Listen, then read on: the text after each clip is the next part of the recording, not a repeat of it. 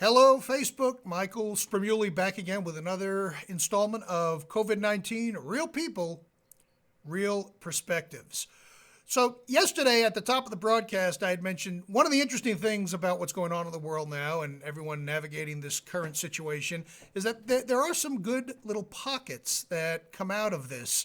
But you got to be aware of them and open to them. Well, today is another example of how something good comes out of this. Today's guest is someone who I haven't spoken with in 30 years. I went to high school with her. And she's going to share with us some interesting perspectives as to how the COVID-19 is affecting her. Please give a warm welcome to Danielle St. Pierre. Did I say that correctly? You sure did. I tried. Well, Danielle, welcome to the broadcast. How are you? I am well. I hope you're doing well as well. Well, we're getting through. Now, when I say Danielle brings a unique perspective, she's actually a veterinarian. And you may be thinking, Sprimuli, why do you have a veterinarian on the show? Well, the mission of this, as I'm navigating through this broadcast myself, is to bring real insights from real people in all sorts of situations. And pets, if you've got pets, they're part of the family. And what's affecting you could affect your pets. So I figured, let's chat with Danielle. She was kind enough to reach out to us and offer to be on the program. So I wanted to connect with her and see how this is impacting her and what we could do to make sure that our furried or not so furried friends are being taken care of during this current situation. So Danielle, tell folks where you're located. You're in upstate New York, is that correct? I am. I'm in upstate New York. I'm about an hour and a half or so from New York City. Okay. Maybe 2 hours. So you're far from the epicenter. With regards to how this is spreading in your area, what's it like compared to being in Manhattan as far as the numbers? Yeah, so I mean, I think, we are seeing an influx. I think a lot of that stems from, people that maybe have homes or apartments in the city and then have kind of an upstate country home.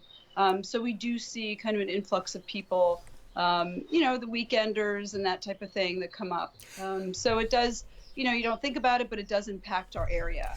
Now, I imagine while you're seeing an influx, it's nothing like the epicenter in the city itself, but when you have that much of a concentration of people, it's bound to spread. Right. I mean, even Florida is experiencing an influx because everyone who has vacation homes are heading down there. Right. Yeah. Are heading down there. Yeah. So, absolutely. So you're a veterinarian. You deal with animals. You actually, and what was interesting, I was on your website last night.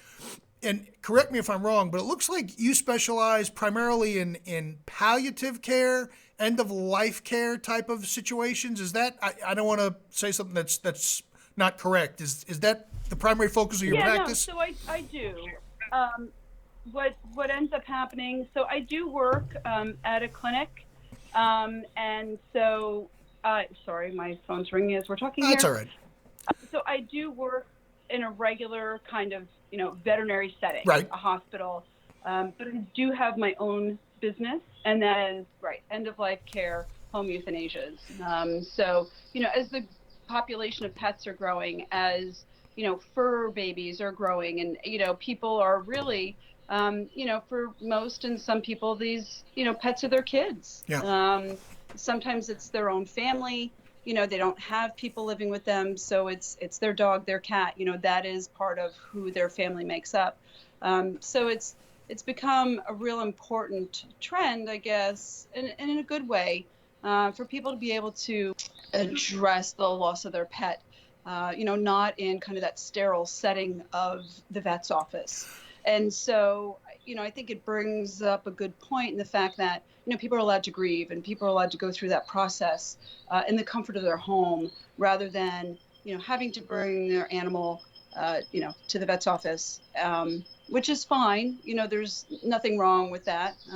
But it's a different experience. Well, it's when I read that on the site, I kind of had a warm, fuzzy feeling in a way because that's actually something that my wife and I had done twice. We had two senior cats, so over a period of a couple of years, and one was getting ill one summer, and then these were like 16-year-old cats, so they lived a good life, and we had that option to actually have the euthanasia at the house. And I don't want to bring everyone down, but death is a part of life, and it was because we've had cats forever, and it was so much more of a less stressful experience. As horrible as it was, there was something beautiful about it, because you didn't have to put the cat in the carrier, which cats don't like to do. You didn't have to stress going to the vet, waiting in the waiting room. So it really is. You think, well, geez, that's not really a typical type of experience. But I think it's becoming more and more mainstream, and I'm a huge proponent of it. It's just less stressful for everyone, and it was able to bring some closure to the situation in a way that wasn't as it has been in the past, where you're having to go through that more standardized process. Which hey, sometimes you got to do that as well. Right. So, absolutely. So how have you seen on that side of your business, as well as overall veterinary services, how have things been impacted with this? Are people not coming in for appointments? Are you doing curbside stuff? How have you guys adapted?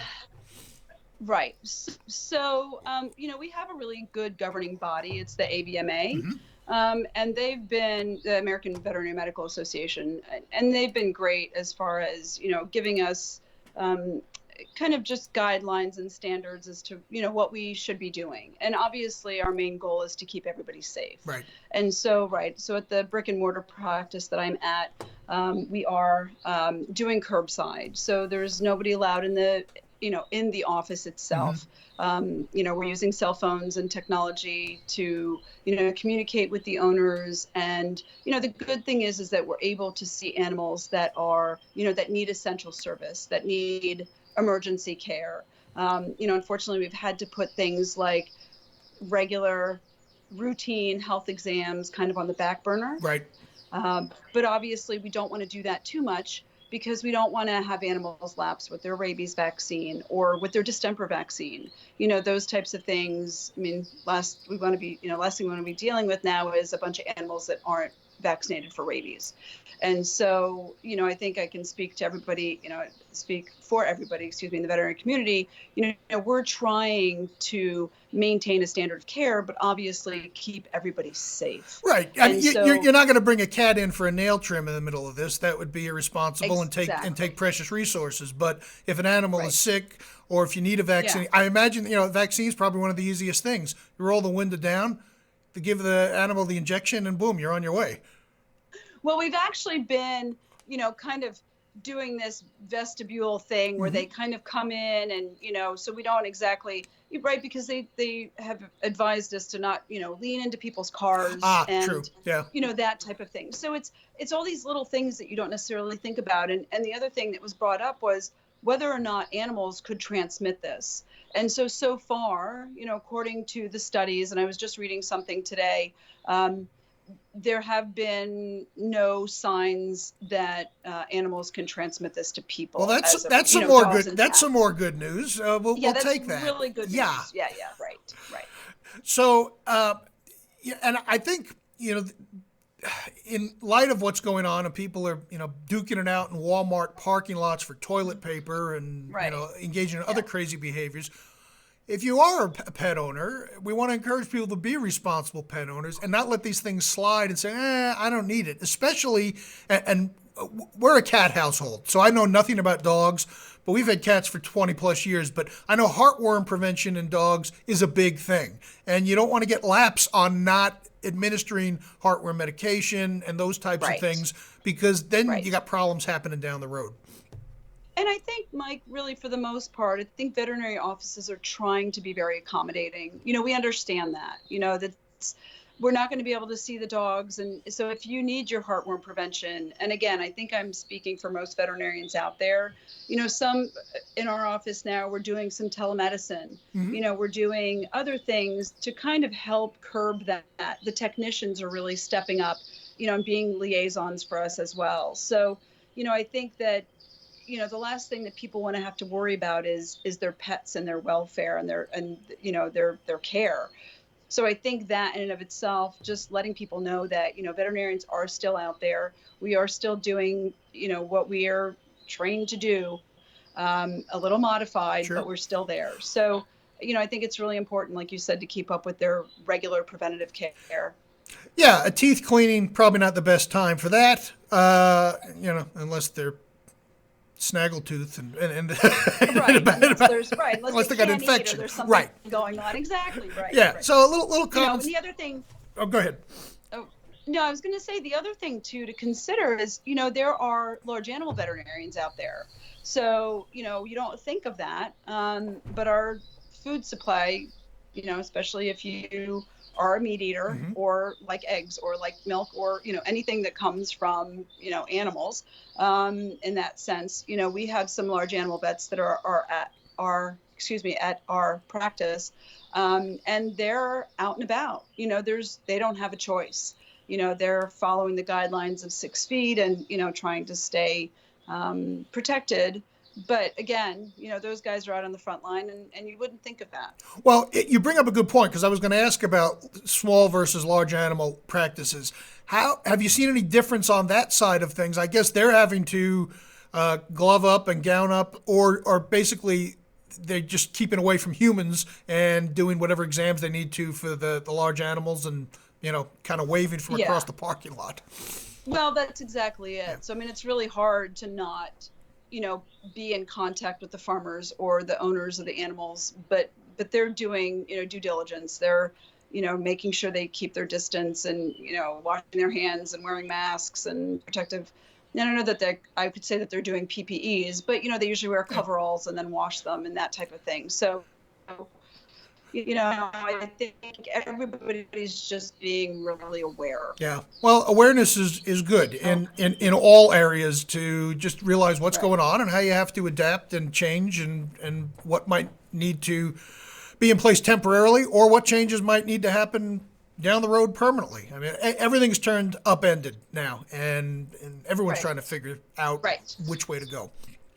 So I did want to mention something else, and that is, in addition to you being, obviously a licensed veterinarian, you took some additional training in the areas of holistic veterinarian care.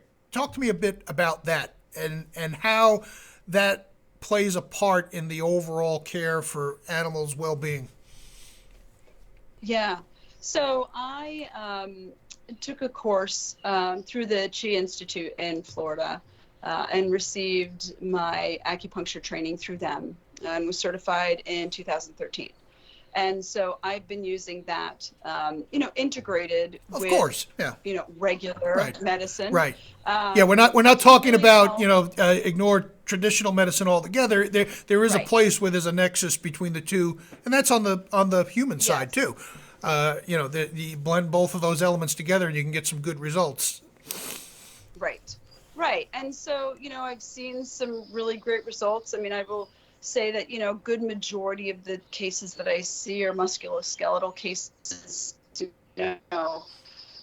dachshunds with bad backs, Right. beagles with bad necks, with arthritis, hip problems, that type of thing. Between acupuncture and herbal medicine, there are a whole host of things, that sometimes regular traditional medications, don't touch. And so that's where it's nice to have that integrated approach and say, okay, well, we've done all the diagnostics, we've done the blood work, we have the x-ray, what's wrong? Now that it's something extra. And so, I will say a lot of the times alternative medications tend to be kind of the Let me jump in just a second. Let me just jump in for a second. Is your Wi-Fi cutting out by? kind of tough. Whoop. I feel like if we saw these guys a little sooner, we'll miss things a little quicker.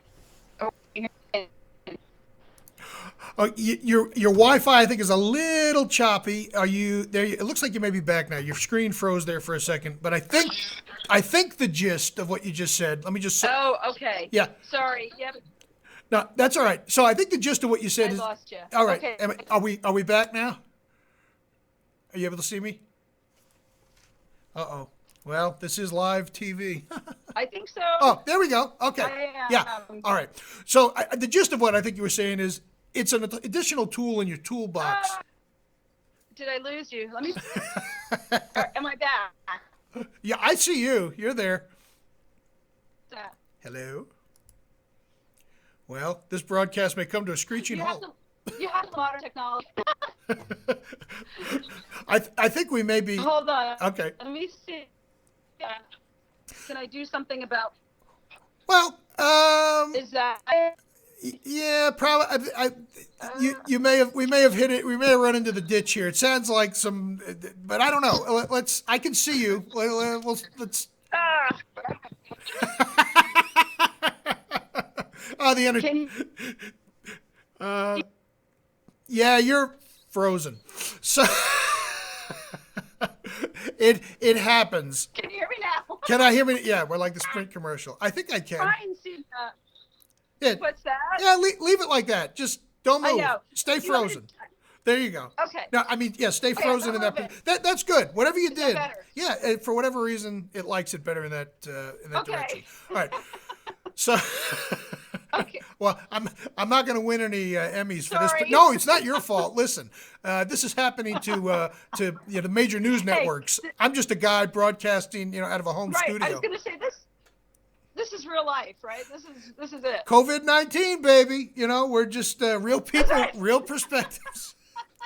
So I did have whatever you did seemed to work. So I do have a follow-up question for you. Okay. Related to acupuncture, yes. and that is. How do you do acupuncture on a cat?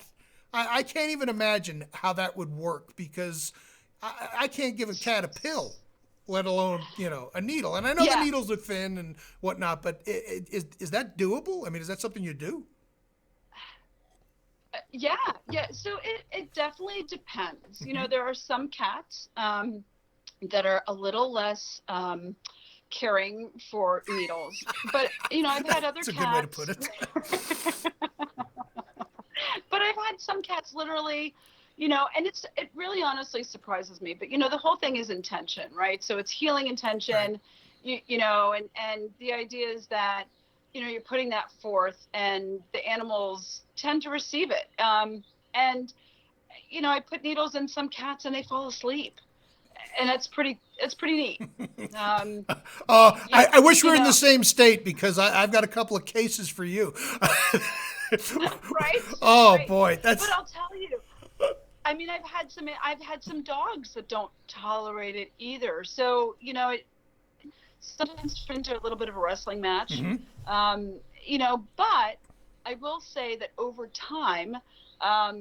One dog in particular that I started treating, he wanted nothing to do with it. And, 6 months into treatment, he would come down, his needles in, and he'd fall asleep. Wow. So, they do. Yeah, it's really pretty neat to watch. Well, it all goes to the fact, and I think, and you would know better than I would, but, there's mounting mounds of evidence that indicate, pets are empathic. They kind of pick up on your feeling, your mood, your stress level. Right. For example, if we've got to crate our cats to take them someplace, they know before they even see the crates, they know something's up because they all disappear. Right. They're gone. Right. Well, because they can read your mind. Well, yeah, normally that's my job, but they're pretty good at it too because what ends up happening is it's like, where is everybody? Who's under a bed? They're gone. They're gone. They know. On the flip side of that, they do know when you're helping them. I remember when we had one of our kitties who's passed away several years ago, Mr. Blackwell. He had long black hair, and when Beth would go to try to just trim some of the knots out, he'd actually let her roll him on his side and get access to his belly, which cats hate, for those of you who aren't cat parents. Wow. And he knew that she was trying to help her. Now, If she just wanted to rub his belly, he'd have none of that. But animals are a lot smarter than we often give them credit for, which leads me to my next question, and that is, all right, everyone's stressed. You know, if someone's telling you they're not stressed, then they're either doing a massive amount of some sort of substance or they're just in denial, because everyone's stressed in this state of the current state that we're in.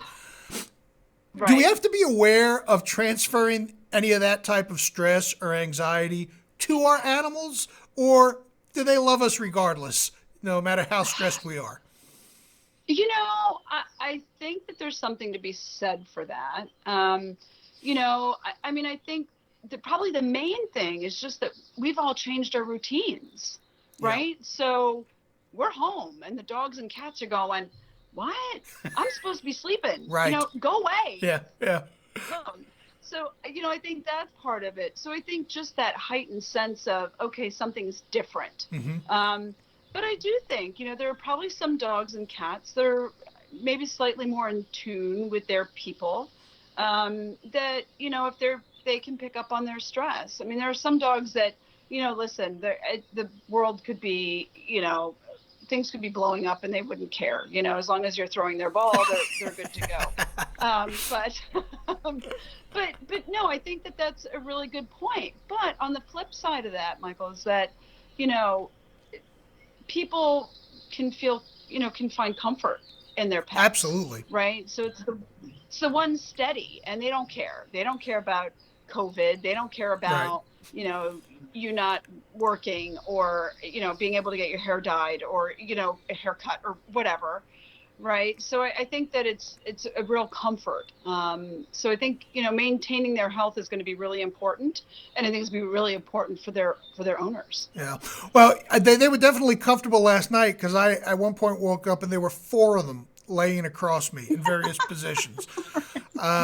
So they're just having a grand old time, and right. You know, that's the way it is with especially with cats. They do what they want when they want, and you should be lucky to have that. You know, you should thank them for their willingness to you know, drape themselves across your body from head to toe, and that's their deal. That's what they do. Right.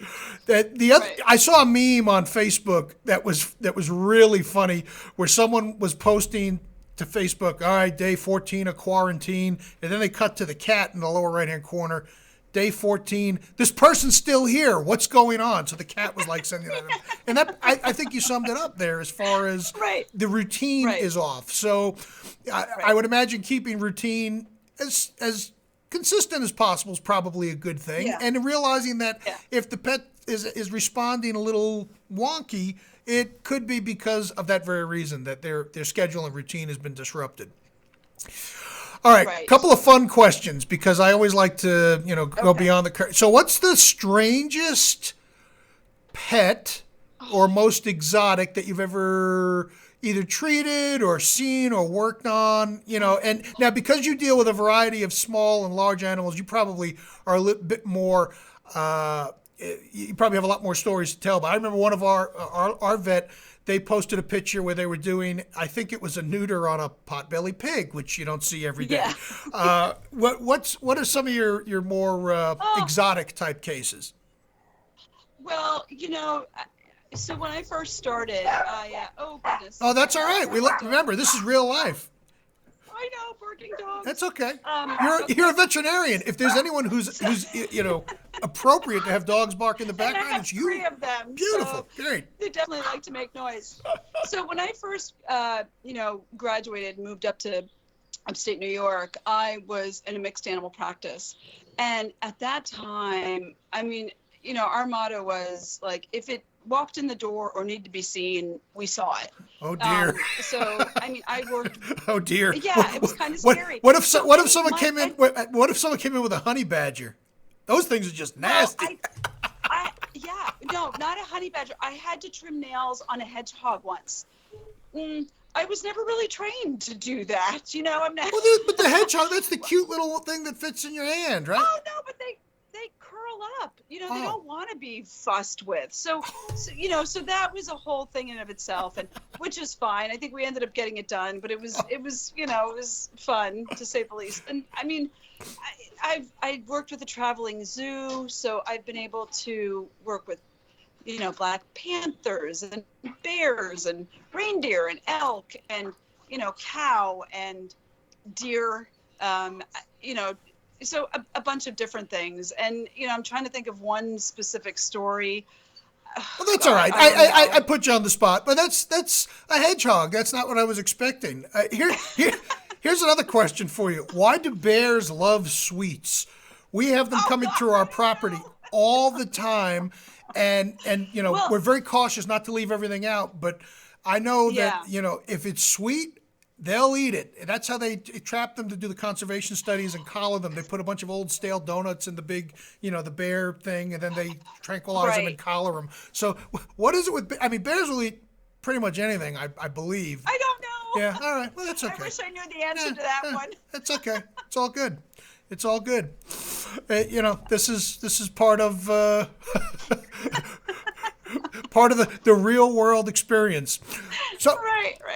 Let me ask you this, in the midst of everything that's going on right now, what glimmers of hope have you just personally seen come out of the madness? Because, you're seeing stories for people that, they're spending more time together as a family, if they're not killing each other, family dinners. Right. Anything stick out to you as something that's been like, well, this is a bit of a silver lining in what we're dealing with? I think it's just, it's maybe a reset button, and I say that kind of lightly, because thank goodness, my family we haven't had to deal with, the direct impact as far as health wise. Mm-hmm. So, certainly that's a whole other aspect of, what people are dealing with. But, I think if nothing else, just seeing that, what's important, getting back to fundamentals, family time, just unwinding. And although it's very stressful, it's a little bit, kind of getting back to what's important. We don't need to spend, all day on Amazon trying to figure out what you're going to order next, or, because we all know it's going to be toilet paper. That's, Right. Yeah. It's all, right. It's what's important. And I think that's, and healthcare providers, and just making sure that everybody's on the same page, and realizing that people have issues, and we need to be aware of that. Sure. And empathetic and sympathetic, and just kind of realize that people are people, and we're doing the best we can. Yeah, empathetic. The whole empathy piece, that rings back to my counseling days, and there's a lot of power in empathy. And I think this might help bring to people's realization that you can actually connect with someone at a level that you never thought possible if you really, genuinely take that step to really put yourself in their shoes. Doesn't mean you have to agree with them. Doesn't mean you have to like where they're coming from. But empathy, by definition, is an understanding, a real understanding of what someone else is going through. And that's helpful. Right. Let me check the Facebook comments here to see if there's anything, because while I've been trying for a week to get these damn comments to stream on the thing, they won't stream. So I'm just looking to see. They won't. Oh, all right, okay. Marcus Beldig, we have a viewer in Germany, good friend of mine. He's watching. He says hello. Hello. Let's see. Someone else said they're listening until they're in class until 5. We'll catch the replay. Good for you. Thank you. Good to see you there, Wanda. And let's see here. Who is this who chimed in? Jean Marie Mailer. Jean Marie. She chimed in here, but I can't see what she wrote because I don't know. All right. But anyways, all right. So as we bring this to a close, I always like to ask folks one thing.